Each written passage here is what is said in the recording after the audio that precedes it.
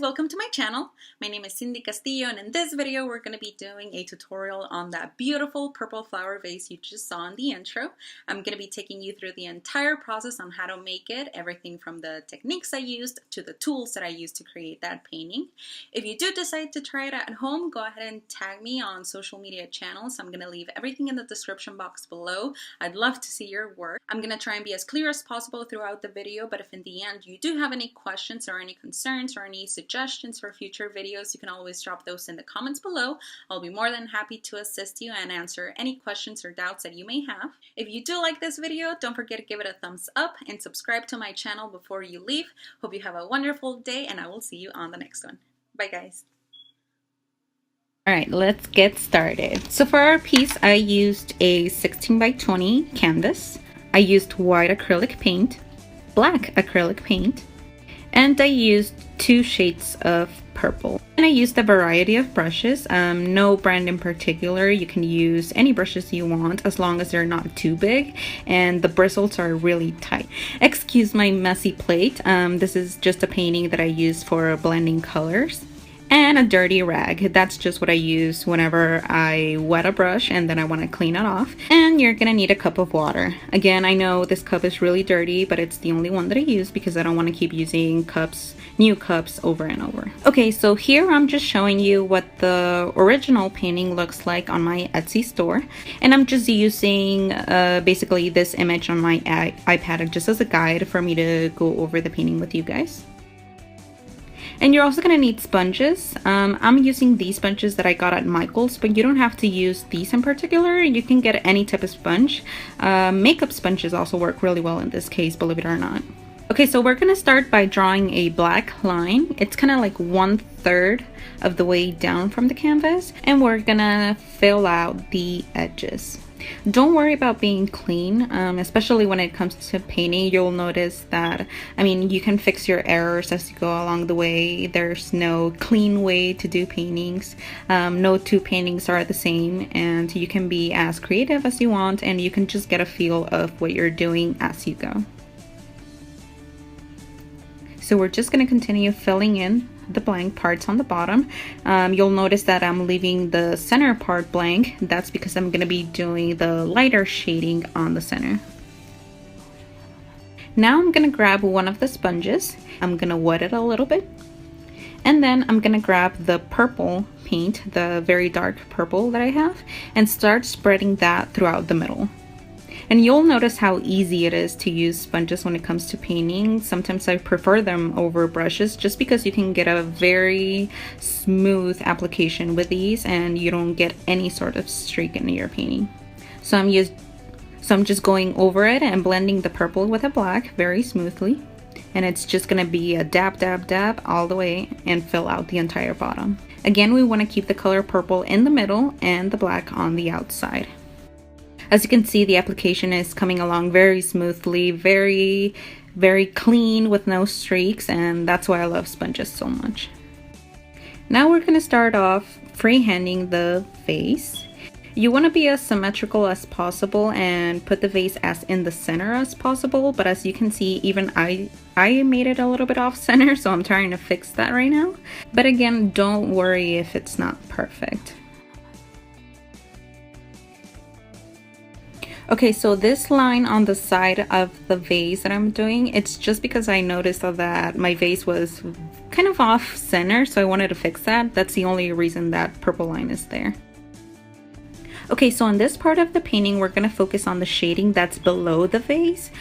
As you can see, there's kind of like white lines below the vase, and we want to do that just so that it creates an illusion of the vase having a shadow underneath. And we're just going to go over that with white paint. You want to have a very light hand with this and just go back and forth, left to right, and just create that shadow effect on the bottom of the vase. You don't want to stipple it like I just did. You want to go back and forth, left and right, and just create that shadow.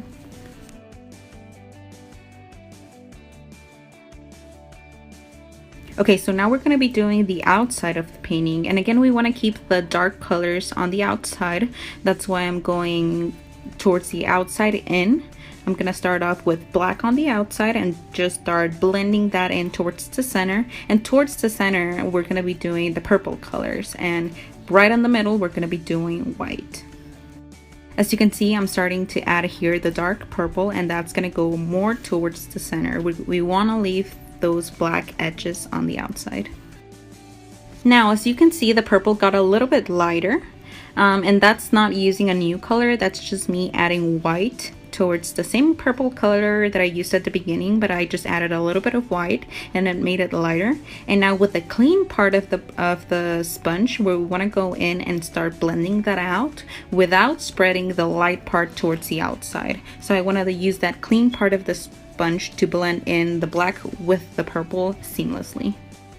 So as you can see, I'm switching the part of the sponge that I'm using to go back into the black, since I don't want my sponge to start blending the light colors with dark colors. We want to keep a part of the sponge clean for blending only, and the other part of the sponge with color for spreading. Comment below if you saw that smudge on the bottom. There we go, now it's fixed.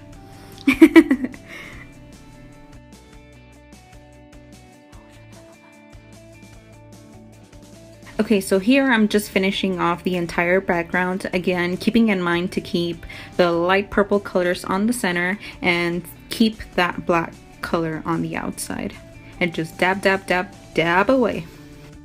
And you don't need to worry too much about the background here, because as you can see, most of the top part is flowers, so in the end we're just gonna cover all that up. So don't worry too much about making the blending here perfect, because in the end it's just gonna get covered up with the flowers. So here I'm just cleaning off the edges of the bottom part, that way there is no white, but there is a distinction between the bottom part of the painting and the top part of the painting, because we do want to make it as though the vase is standing on something.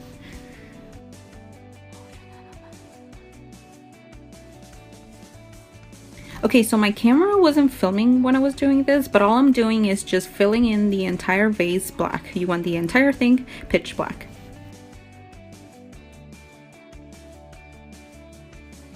And now with your sponge, you're gonna grab a little bit of white and just start going back and forth, right in the middle with the white, and that's gonna create that shading towards the middle. It's pretty much the same thing you did at the bottom of the vase with the shadow, but now you're gonna do it on the top of the vase so that it creates an illusion of a round vase. And with a brush, we're just gonna clean out the edges of the vase to make them look pretty black. Okay, so to start creating the flowers, you're just gonna dab your brush into each shade of purple. That way the flowers aren't just monotone, and you wanna mix some of the colors to create different colors of purple, and that way the flowers look all different from each other. So no two flowers gonna be the same, and you can get custom shades all around your vase. So as you can see, kinda I'm mixing my darker purples with my light purples, with lilac, with some more of like the lavender color, and again that's just gonna create an effect of having every single flower being different from each other. And all I'm doing is again just doing 3 circles for the flowers and dipping in the different shades of purple to create that effect of every flower being different from each other. And something that I really like to do here is be very generous with the amount of paint that I use on the brush. That way the flowers can sort of have like a 3D effect where they appear as though they're standing out from the canvas. And as you're scattering the flowers, you're just gonna create also the shape of the arrangement that you want on the top.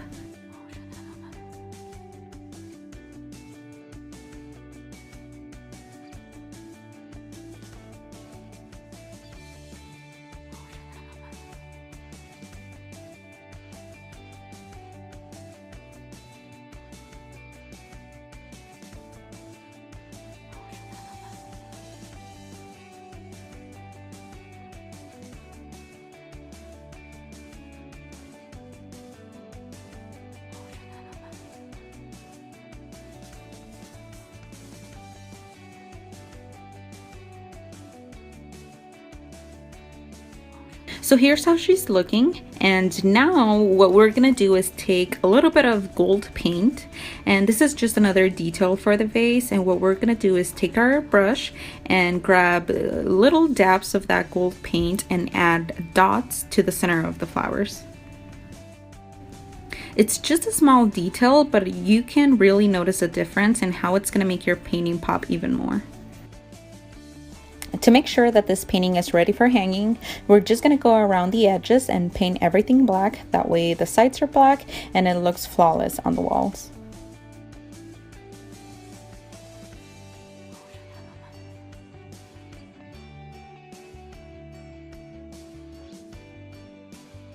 And like with all of my paintings, I just like to go over with a gold Sharpie and add my signature to it, and you can do that as well.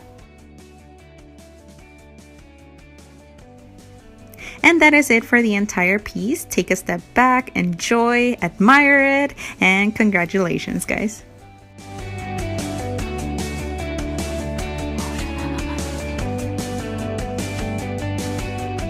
So that's it for this video. Hope you guys liked it. Here is the finished piece. It's a very simple painting. It's very suitable for beginners. It is also available in my Etsy store. If you guys are interested, I'm just going to leave the link in the description box below in case you're interested. If not, that's okay. Again, this is a very simple piece. It is very suitable for beginners. It doesn't require a lot of fancy materials. You can get all of the materials that I used and brushes and everything like that. You can get it from your local Michael's store, and I even got the brushes actually at Walmart. So if you're a beginner and you think this is a little intimidating, it's totally not. If you do have any questions, you can always tag me in the comments below, tag me on social media, or email me as well with any questions. I'll be more than happy to help you out. Hope you have a wonderful day, and I will see you on the next one.